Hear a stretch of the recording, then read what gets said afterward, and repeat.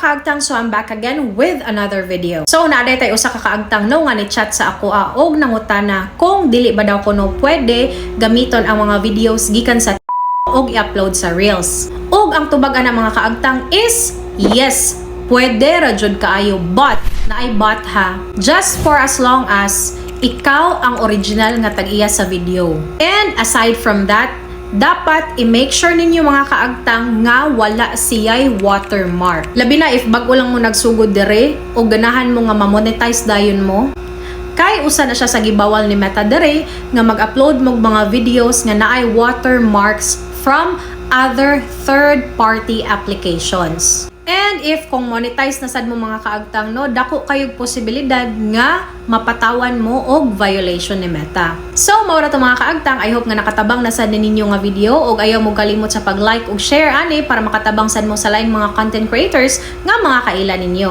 And kung bago lang ka diri sa akong balay, don't forget to follow for more tips. Bye!